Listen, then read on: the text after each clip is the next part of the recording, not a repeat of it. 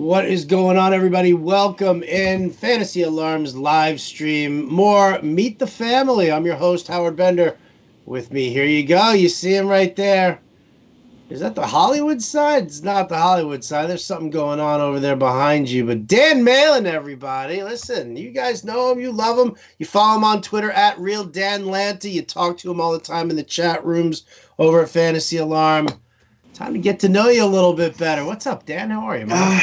Doing great, doing as well as anyone possibly can be doing in these unfortunate times. But happy to be here and talk about me. Right? Who doesn't? What guy in the theater business, the movie business, doesn't like just talking about himself? So I figured you'd be appreciative of that. Thank you. I appreciate the invite. Oh man, so really what's going on now? Listen, I don't want to start off political or anything like that, but I know you were in Atlanta.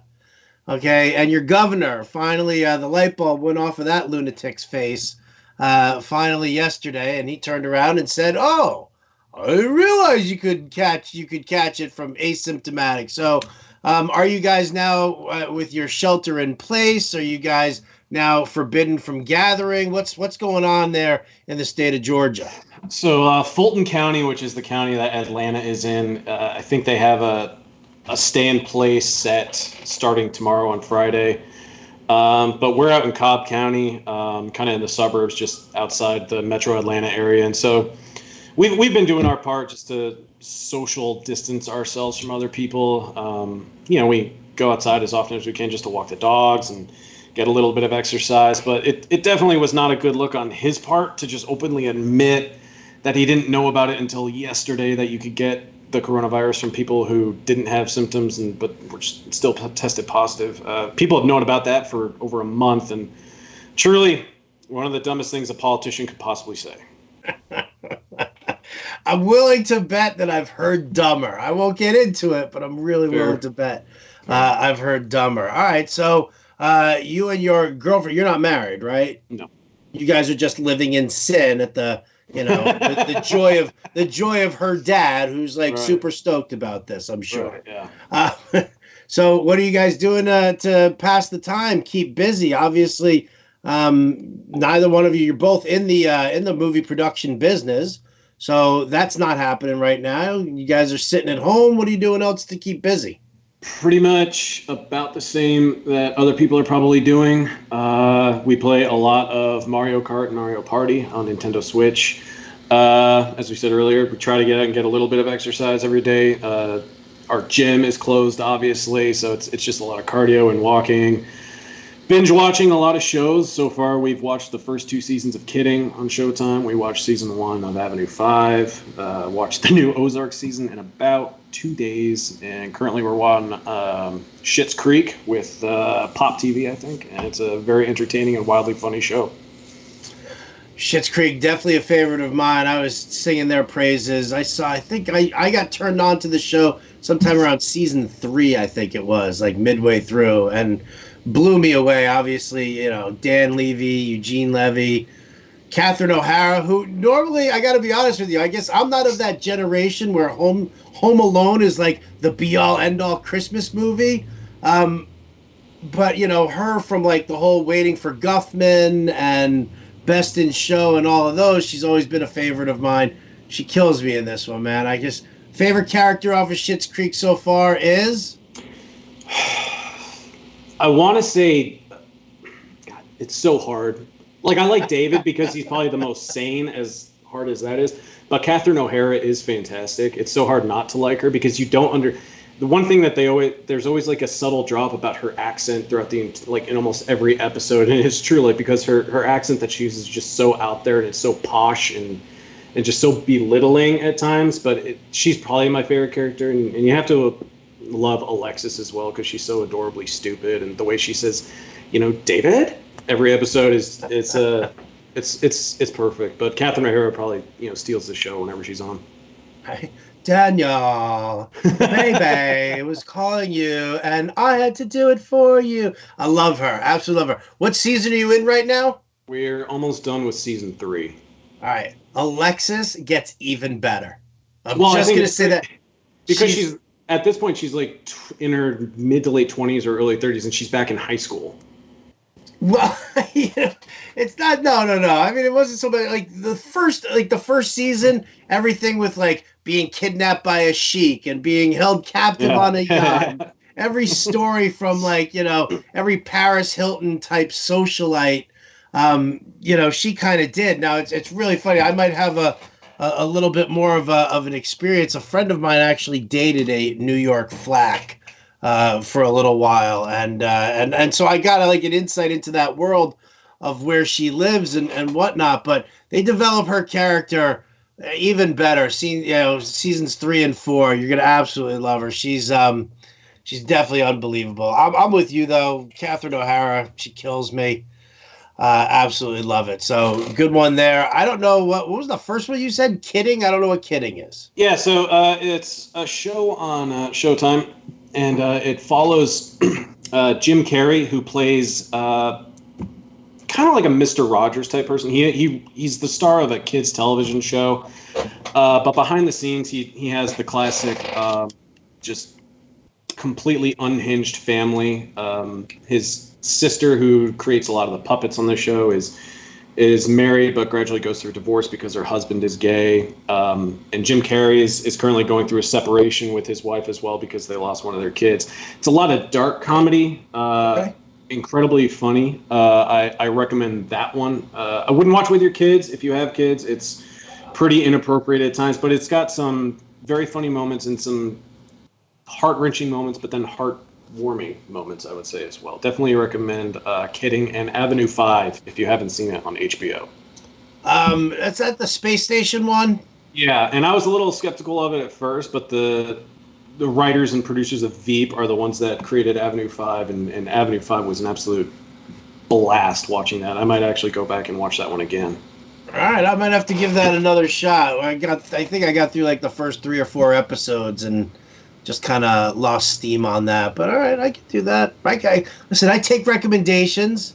I do. We'll talk about the challenge in a little bit and work at Fantasy Alarm on that. I have no. You sent that email yesterday. For those of you guys who don't know, listen. The content that we're trying to flow out here at Fantasy Alarm. Listen, there's only so much we can say more about baseball and football right now before we drive everybody insane.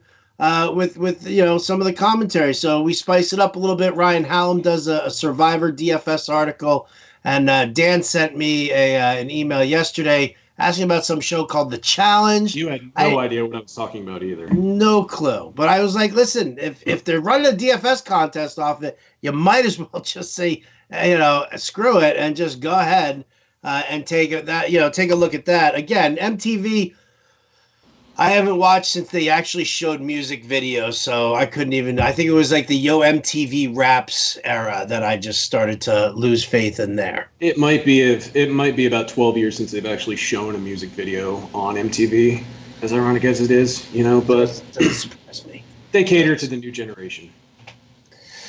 Well, so let's get to know you a little bit more here, Dan. So obviously, I've made the comments about what you do for a side living, or maybe it's your main living, and we're your side piece. All right, well, Fantasy Alarm's your side piece. We're okay with that. Let's talk little Danny Malin. Just a young pup growing up apparently in the Northeast, somewhere in the Boston region, nauseating, but. Let's give us a little background on little Danny Malin. So I didn't grow up in Boston or Massachusetts. I grew up on the eastern side of Connecticut. For anyone who's in New England or has been there, I grew up near Mohegan Sun and Foxwoods, and those are the two largest. Baby. Yeah, those are the two largest hotel casinos in the world. So that's kind of the area that I'm in. I grew up mostly following Boston sports, which is why I'll obsessively and obnoxiously tweet out anything pro-Patriots and Tom Brady. But grew up in Eastern Connecticut. Since graduating high school 12 years ago, I've lived in Northwest Ohio, back to Connecticut for a little bit, Boston, Providence, Rhode Island, Orlando, and now Atlanta for my full-time gig. And yes, Fantasy Alarm is my side hustle. Side piece, please. Sorry. Just it makes us sound like we're adored and loved a little bit more than It's just more endearing. side hustle. Side hustle's like, oh, I got to make some extra cash here. Side piece is like, I mean, this is great, but I always want to make a little time for this one over here. Gotcha. Copy that. All right. So, well, I mean, listen. So your affiliation is obviously it's clear Boston Red Sox, Patriots. Talk to me here. Might as well just get down to it. We'll talk about some other stuff as the show goes on, but give me your Tom Brady assessment here of going to Tampa Bay. Obviously, you've endured all the system quarterback conversation that everybody throws at you. Him and Belichick not being together. Last year, arm strength didn't really look that great. Kept clutching his elbow, that there was some sort of an issue. Now he goes off to Tampa Bay, and all of a sudden, the Bucs, their odds to win the Super Bowl, they're like plus. I think they went down. Went at like they're like plus 1,000, plus 1,200 right now, from being like plus 5,000 or higher. I definitely think last year you saw the most aging possible for Tom Brady. The long ball was there sometimes. It wasn't necessarily consistent. There were issues with the offensive line. Isaiah Wynn has struggled to stay healthy in his first 2 years. He didn't have David Andrews last year either. So he did struggle with protection, but he's always been a guy that can just generally get the ball out of his hands in under 2 seconds. And that's why he's always he gets labeled as a dink and dunk passer sometimes, but his decision-making has always been perfectly fine. But going to Tampa Bay, I'm a fan of it. I don't think Tampa Bay's offense was their offensive line was awful last year. They did give up a lot of pressure, but a lot of the times Jameis Winston was hanging onto the ball, and he was notorious for 30 interceptions last year. But I do think that their offensive line was better than even I expected, and I do the offensive line rankings every year. But they were better. Now, they'll still address the offensive line. It wouldn't surprise me one bit if they went with an offensive lineman with the 14th overall pick. I think Tom Brady could have a solid season. He has 2 great targets with Mike Evans and Chris Godwin. He's got 2 tight ends that he can throw the ball to as well with O.J. Howard and Cameron Brate. I think the defense is going to be better as well. And I think I wrote on Tuesday how I think the addition of Tom Brady helps the defense, because with Jameis Winston's 30 interceptions and 12 fumbles last year, the defense had to come back on the field a little too often. But Brady is a good decision maker. He won't turn the ball over nearly as much as Jameis Winston did, so it'll give the defense some extra time to rest. So I like it for Tampa Bay. So overall, it's a plus move for Tampa Bay. Obviously, we live in the fantasy realm here, and one of the things that I've kind of gone back and forth with is, love him or hate him, Jameis Winston could still throw for 300, 400 yards without batting an eye. He threw for 5,000 yards last year. Yeah, he'll make some crap decisions, and still from a fantasy perspective, I'm all in, because I know that he's still, unless I'm getting penalized 6 points for an interception, 2 points, 1 point, I'm okay with that because I know I'm still going to get 350 with 3 touchdowns. But so here's my issue, at least with elevating, and talking about guys like Godwin and Evans, and whether it's going to be Brate or whether it's going to be Howard. They still need, a little bit more support in the ground game. Ronald Jones took a step forward last year, but overall, Brady's not a 300-yard passing guy. That's just not his consistent MO. And so my issue here isn't so much, do I want to be in on Tom Brady? For me, it's like, which wide receiver do I need to be out on the most, Godwin or Evans? Because there's just not enough to go around to generate like Winston did. Right. And I think it probably hurts Evans a little bit more. And it would also, Brady's also kind of thrived when he's had a pass-catching running back that he can rely on. He doesn't really have that right now with Tampa Bay. There's not a clear-cut front runner for a pass-catching running back. So, that would definitely be another position that they would have to address, whether they want to get Ronald Jones or Peyton Barber going in that department. Well, Peyton Barber, yeah. Well, is he even on the team anymore? No, he just signed with the Redskins. He's gonna go glut up that backfield. What a disaster nightmare that is, to say the least. But yeah, I mean that's they did say who do they have over there? Was it Gumbawale? The pass catching back. But I mean I don't even think they've got full confidence in him at all. So I know that they've said that they're going to look in the draft at running back position. I was surprised that they didn't make that move for like Melvin Gordon, just to give Brady just that sense of security of, hey, here's that veteran running back. Now, defenses, aren't gonna be able to scheme against just these receivers. Right. So all right. So if you're looking at it from a fantasy standpoint, you said Godwin over Evans. Yeah, I would take Godwin over Evans. And I'm not reading too much into the storyline that Chris Godwin, just freely gave up his number for Tom Brady. But there's a sense of goodwill, I think, on Tom Brady's part. I don't think it's going to impact the on-field product too much. But, I mean, even if that didn't happen, I would still prefer Godwin over Evans. Do you think Tom Brady even gives a crap? Like, genuinely, are you that much of a prima donna that you have to have that number? Like, it's got to be there? Like, that's something I don't get. Probably not, but, Godwin gave it up in good faith just based on what Brady's done. I think, Tom Brady would have been fine with a different number, and God forbid he would have been TB18, TB19 or something like that. But, that he is branded as TB12 with his, his lifestyle and his company and everything. So it does help a little bit that he doesn't have to change his number. Wouldn't it have been a more altruistic thing if he turned around and said, I'm going to take a different number, and then all the proceeds to my New Jersey sales maybe go to saving this country or something like that. Now all of a sudden you got all these schmucks in a Bucks jersey that says number 12 on it, and they got Godwin's name on the back. Like, what the hell? They're going to look like a bunch of idiots all over the place this year now. Fair. But I mean, like, the Bucks jerseys already look so ugly anyway. I am curious to see what Tom Brady looks like in the creamsicle colors, though. I would dig a throwback jersey there. Yeah, that old creamsicle shirt was fantastic. The helmets were phenomenal too. That was a badass pirate. And you know what? And here's my other issue is I have no idea how to follow Chris Godwin on Twitter anymore. He's gonna have to change that. He's got CG12 as his number. Yeah. See? Yeah. It's a quick and easy fix, but yeah, that does suck. I kind of, now that you mention it, I feel a little bit bad for the people that invested in Godwin jerseys, and that sucks for them.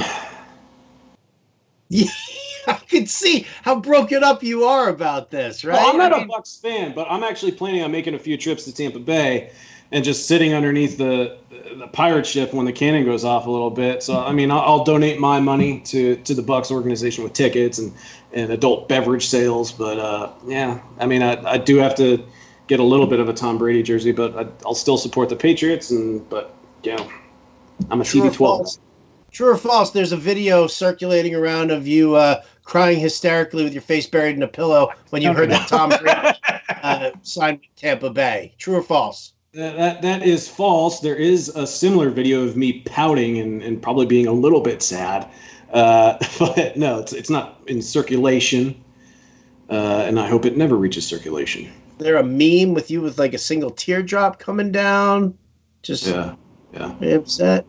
Yeah, I saw it coming. I honestly did think that he was still going to go back to the Patriots, but when he posted that, he had an Instagram post that just said "Forever a Patriot." I'm like, he's back. This is amazing. He's fine. Like everything's fine. Like nothing's wrong. And then I got to reading, and I'm like, oh my god, he's leaving, and like I don't know what to do because like it's not just that I like watched him over the past years, but I grew up with Tom Brady as the quarterback, so. The change sucks, but it was bound to happen eventually. A few years ago, his dad even said that Tom likely wouldn't finish his career in New England, and I didn't want to believe it then. It's still hard to grasp at times, but I'm perfectly fine if the Patriots go 0-16 this year just to get Trevor Lawrence next year. I know it's not in their, I know it's not the Patriot way, and they won't do it at all. But I would endure 1 year of just pure sucking to get Trevor Lawrence with the first overall pick next year. Yeah, him and Belichick, like that would extend Belichick's career too, I think. Yeah. Like Belichick would stick around even more if he knew that he had somebody like that, of that quality, to join in the fun there. Absolutely. And as a Jets fan, I say F that. It better not happen. And because I can't stand another freaking season. Because not only does Buffalo look really good right now, but you guys still probably look better. Even with Stidham as your quarterback, you still look better than the Jets. Maybe. I still have a little bit of faith in Sam Darnold. I was one of the people all last year that was touting, picking up Sam Darnold off waiver wires if you could stash a quarterback, because it did reach a point where the Jets' schedule was going to get a lot easier. And then it did, and he had a few good games. But then there were still times where you just really scratch your head and you wonder, like, what he was necessarily thinking. But, I mean, you can't really invest too much in him now as long as Adam Gase is the head coach. Like, he's just there was once a time where people thought he was a quarterback guru or a quarterback whisperer, and then he just went to Miami and nothing ever, like, flourished. Like, he couldn't get Tannehill off the ground. He can't really connect with Sam Darnold right now. So I still believe in Sam Darnold as, once Gase gets the boot. Pretty sure he was touted as a quarterback guru after Peyton Manning, was in Denver. I think that's where it was, which was just a horror show. Anyway, all right. So let's move on here. I don't want to hit you with the Tom Brady stuff. I can hear the sobbing in one ear from our producer John Impemba, who's obviously also very sensitive to this topic as well. So we will move on. All right, talk to me here. Well, let's see. Should we go with the challenge, or should we go dive into a little bit more of who Dan Malin is? So let's do that first. Let's jump in and find out a little bit more just about you. So listen, did you play sports growing up, or this whole, movie production, was that kind of where you were as far as, through high school and then college? So growing up when I was, a kid, I played Little League, played football, played basketball. I did sports all when I was growing up. When I got to high school, I started mixing it up a little bit with, getting into theater and, musicals and performing arts a little bit more. I still tried to do sports as often as I could, but eventually by the time I reached junior and senior year, I was just all in on theater and acting at the time. I played guitar and drums when I was growing up as well. Do you sing? I will say that I'll say that I was a better singer when I was in high school. Like my senior year, our musical was Beauty and the Beast, and I played Gaston my senior year. And then I went to college, started drinking a little bit more, and so that probably did my voice in. But I used to sing, clearly not as good as I once did. But like high school and college, I got much more into theater and film and things like that. So can we get you and Jen Piacenti to be doing a duet at some point? We could do that. Possibly. Might have to. Jen is by far a much better singer than me. So if I'm like like backing vocals, I think that's probably a role better suited for me. Jen's also better looking than me, so she would be better at the forefront.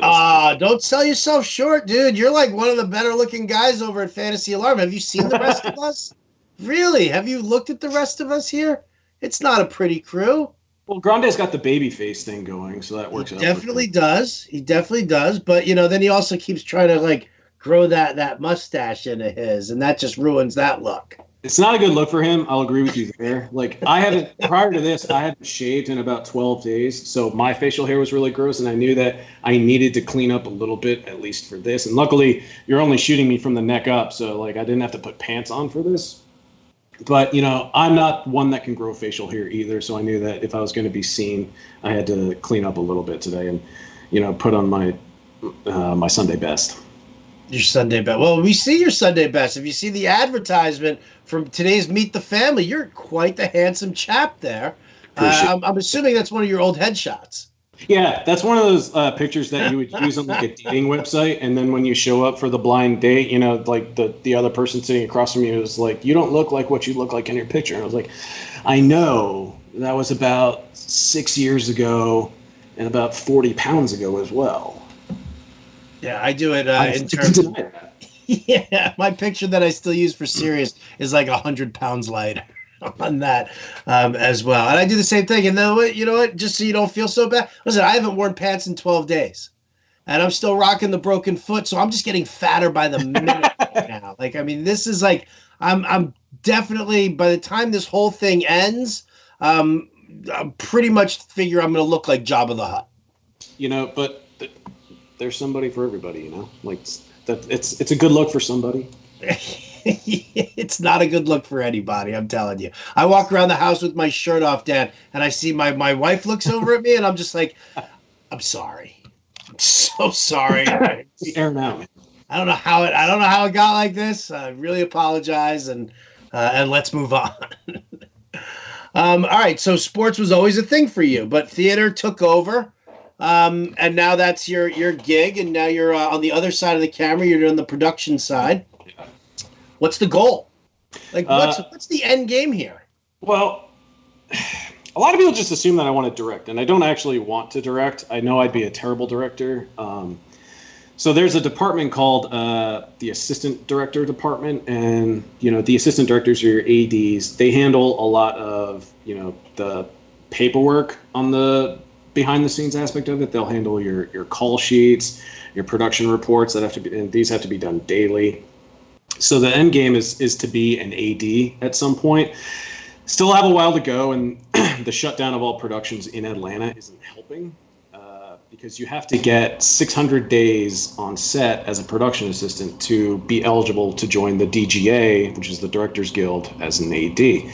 And even then, you have to do about another year's work of just being a PA once again. So even after I get all my days and everything, I probably have 4 years until I'm an actual AD.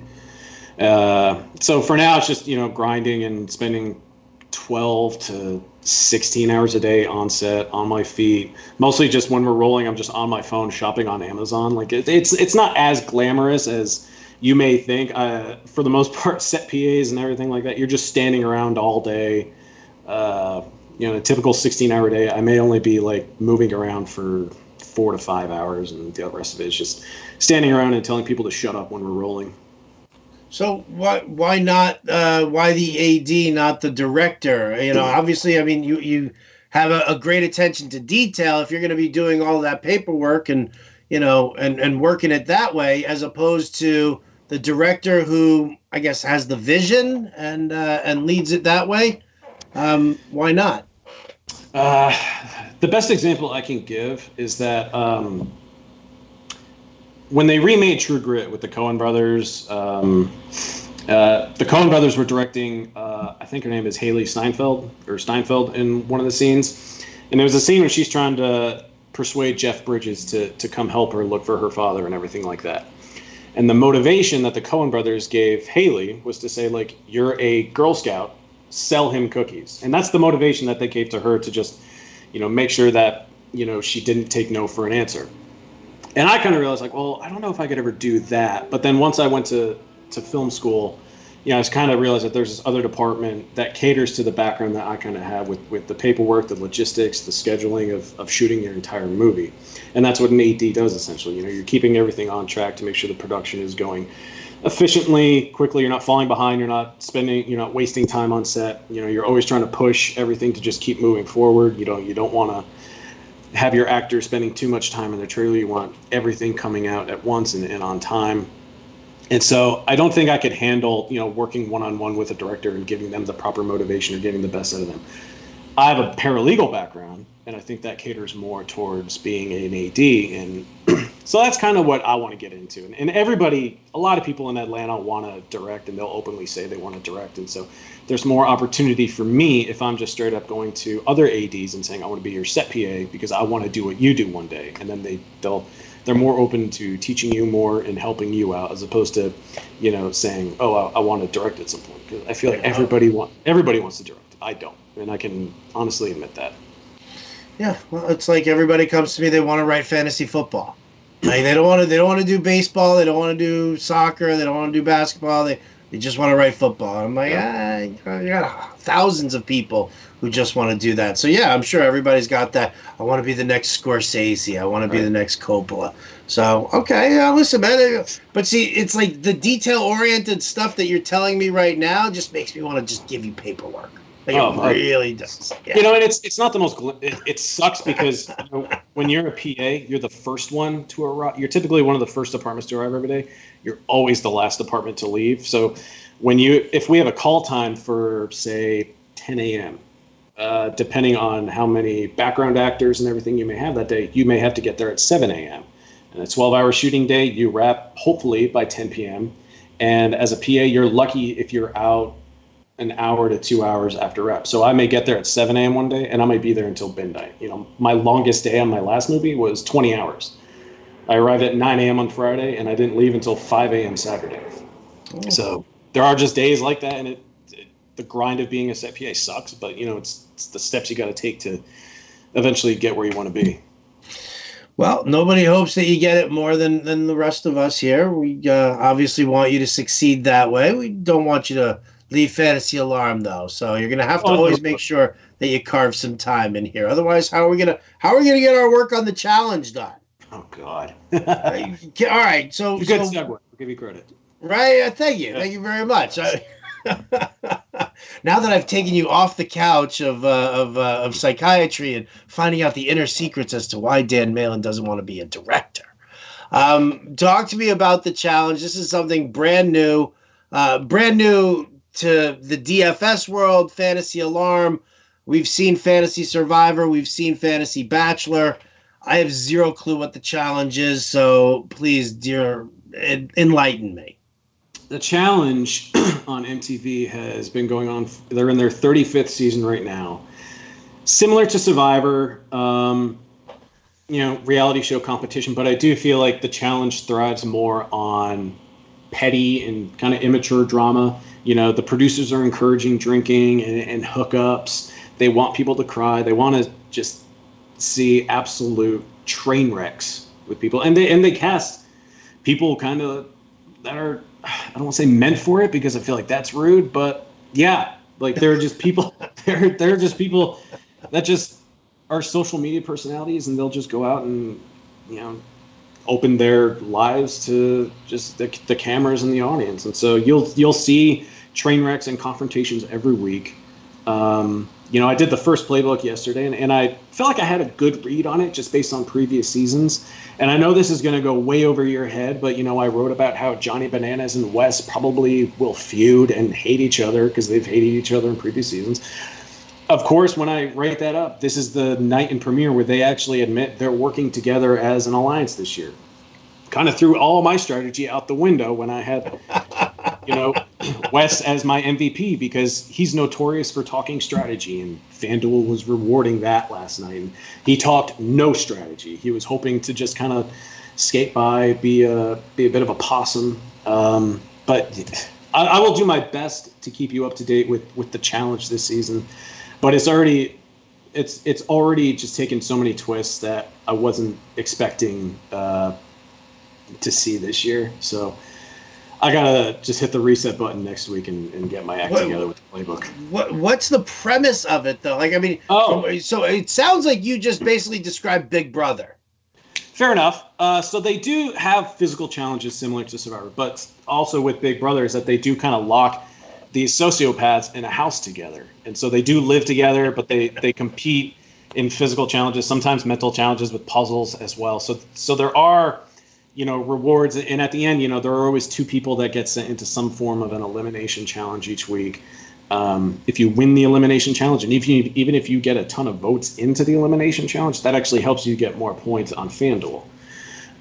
Starting off, the rookies are always going to be voted into the elimination challenges. So over the next couple of weeks, it's not a bad idea to get more exposure to the newcomers and the newbies. But it is a competition that the thing has got $1 million top prize at the end of it for the winner. But it's a combination of Big Brother and Survivor, and it preys more on just the social aspect of the game as well. Whereas I feel like Survivor has a lot of politicking as well. Mm-hmm. This one, the scoring is just catering to who drinks more, who hooks up more, and who might throw up each week. Okay. I'm dying to know full episode videos. I'm like looking in on it right now. Now, are all you just said Johnny Bananas and Wes are working together. Are they? Is everybody who's on this show right now? Have they been on this show before, or what? So it's just veterans versus rookies. There's only 7 rookies. From what I understand right now, it's an individual competition, but they have hinted that there will be team challenges. But Johnny Bananas and Wes, they're 2 of the older guys on the show. If anyone's ever watched the challenge, Johnny Bananas has been doing this going on, I think, 15 years now, which is kind of pathetic when you think about it, because he's pushing 40 and he's still doing these things as his, a large source of his income. But there are older veterans like Bananas, Wes, CT. But then they're trying to introduce some new blood as well. Only 7 rookies this year, but it's a lot of returning faces and everything, and it's usually built on the most interesting people possible to get on this show. All right. I mean, I'm sitting here, I'm looking at the cast. Okay, there's Johnny Bananas. I'm seeing him. I don't know any of these other people, but I'll tell you what, though. Now I'm looking into some of the rookies. All right. First of all, Wes looks like who's the lumberjack dude from the stop animation Frosty the Snowman stuff? The big red beard. I know that dude's name. Looking it up. That's who he looks like. But fair. Gotcha. Bailey Dayton and Swaggy C and are Bailey a couple. And Swaggy, yeah, they are, I guess, engaged. And Bailey seems to wear the pants in the relationship. That she does. Yeah, I think that next week is going to be a female elimination, so I'm already thinking that she's already rubbed a lot of veterans the wrong way, and she's a rookie. It wouldn't surprise me to see if she got voted into the elimination, because she's already spoken up and said that anyone who votes for my fiance, Swaggy C, they're going to have to deal with her. And it's best if you're coming into these reality competitions, whether it's Survivor or the Challenge, kind of lay as low as you possibly can when you're starting out, because when you're coming in with a big mouth, it's not a good look, and you're going to rub people the wrong way. Well, they were on the same Big Brother season. Have they given you that whole background? I heard something about that. I'm not a Big Brother fan, so I don't know too much about it. Mostly, I just watched The Amazing Race, Survivor, The Challenge. Okay, well, so Bailey and Swaggy C were on the same Big Brother episode, and they're obviously engaged there. Fessy is another rookie. He's from Big Brother. And he's actually a former collegiate athlete as well, which is why I thought he was a solid play last night, and he came in second in the first competition. He is so stupid. You're not gonna know what to do with yourself. I'm telling you flat out, he is like dumb like a box of rocks. Yeah. It is unbelievable. He was so crazy manipulated by I can't remember the dude's name. It was a little person who was on Big Brother who was just so manipulative. And he just had Fessy eaten out of his hand. But then you got Casey Clark here, who's a rookie, Big Brother champion. I heard she won this season, so she actually performed pretty well last night. I mean, she laid kind of low. She didn't get a lot of airtime. And that's the other thing is, you really want to target people in FanDuel's DFS contest that are going to get a lot of airtime as well. She'll start getting the airtime. She's a big fan. I'm a big fan of hers. She's pretty good. And this guy, Jay, he looks familiar. I don't know if I saw him on Big Brother or... He was on Survivor. Survivor, was that what it was? Yeah, that's why he's familiar there.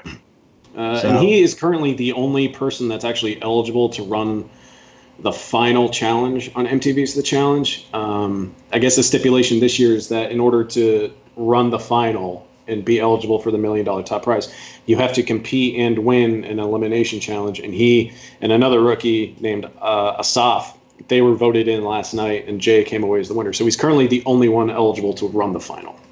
Okay, all right. Looks like Josh Martinez, looks like he's the guy from Big Brother also, kept calling everybody Meatball.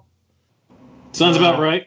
He looks familiar. All right, listen, you know what? I know these people. I'm going to start watching this. I'm going to go back. I'm going to watch the first one. And I think I'm just going to start inviting you to head-to-head challenges on FanDuel. Does DraftKings do this too, or is this just FanDuel? I think it's just FanDuel. DraftKings is mostly running a lot of sim contests and esports contests. FanDuel is at least, reaching out for new avenues with Survivor, The Challenge, and I think they have a reality cooking show contest as well.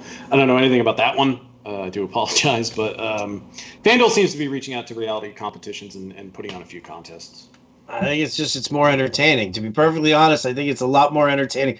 Like, I'm sorry, but sim basketball, you got to be kidding me here. It's not my thing.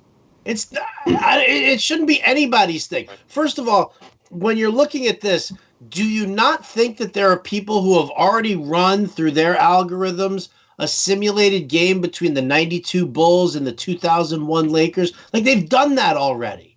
So, like, when we're sitting here and we're looking at, like, sim basketball and then, like, however they're setting up the games, or if they're just like, oh, we're just going to simulate these players from modern time. It's I can't get behind this at all. I'm already bad enough at NBA DFS that I can't possibly get any better at sim basketball. Well said. I will second that. Absolutely. 100%. 100%. All right. Well, so what you got big plans for the rest of the day, for the weekend here? Are you just going to sit at home the entire time? Just continue binge watching TV? It's definitely going to be a continuation of just binge watching TV. My goal is to try and learn how to make a new meal every week. I think next week I'm trying to teach myself how to properly make omelet. I can scramble an egg like no other. Just getting it all to stay together and then just fold it in half just to further expand my breakfast capabilities. I'm trying to learn how to make an omelet next week. Ooh, very exciting. Be very careful of the pan that you use. If you watch the movie Dark Water, a whole lot of stuff going on with Teflon that we don't want to deal with here. Absolutely. All right. Well, I don't know. Dan, you got anything else for us? You want to say something? Give a shout out to your lovely lady friend. Shout out to your friends and family at home. Anybody? I'll shout out the girlfriend. She's on the other side of the wall. I'm pretty sure Eden is probably asleep. Shout out to my parents, Wayne and Mary Beth Malin. They are quarantined at home in Connecticut. Heard some really weird stories about how the police in Connecticut and Rhode Island are kind of handling New York travelers, and how on the Connecticut-Rhode Island border they were stopping cars with like New York plates. I just think this whole thing is just bananas with how they're handling a lot of things, and I feel bad for the people in New York City. Obviously, it's hit there the worst, it seems. I think they have like almost half the cases in the United States. But shout out to my sister and brother-in-law, Hillary and Eric, and my niece, Charlotte. There you go. All right. Well, Dan Malin, everybody. You can follow him on Twitter at Real Dan Lanta. You can follow him all over the place over at fantasyalarm.com. Jump in on the challenge. I think I'm going to get in on this one shortly as well. Make sure that we can have a little fun with that.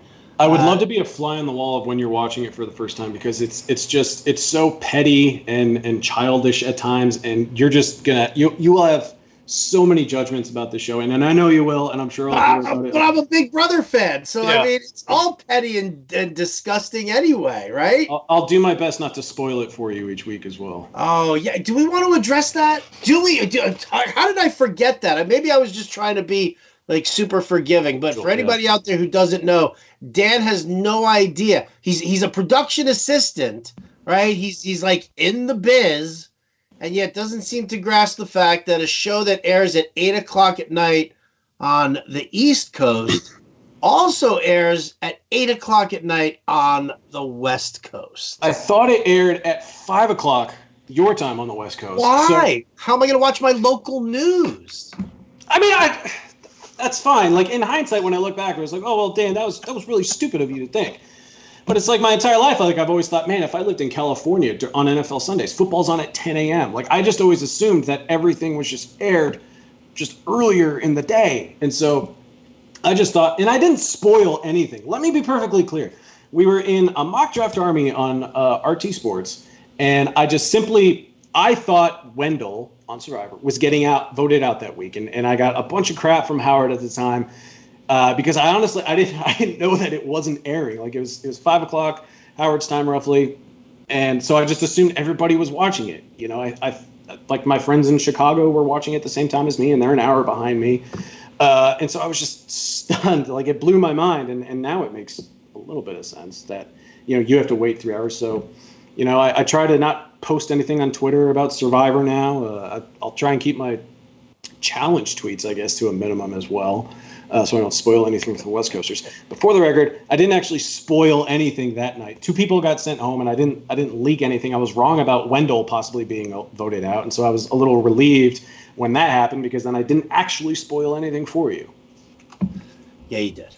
I did not. You did. It's the biggest What you spoiled, you might not have like told me the exact plot, but I had this, this like just odd, uneasy feeling inside me the entire time that anything bad could possibly happen to any of the players who I have in DFS, or if I had in Ryan Hallam's challenge game. Like, I knew something was going down, and so I didn't get to just sit and enjoy my Survivor experience like I've been doing. So well, that's what you spoil.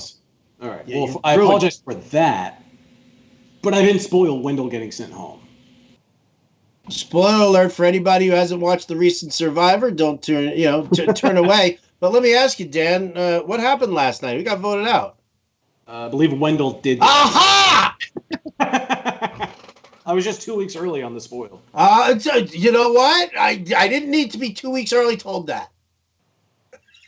I do apologize. I'll keep I won't mention anything about Survivor, the challenge, Lego Masters, which I'm a big fan of. I won't mention any of that in the mock draft tournament anymore. I'll just be quiet and polite and courteous of other people.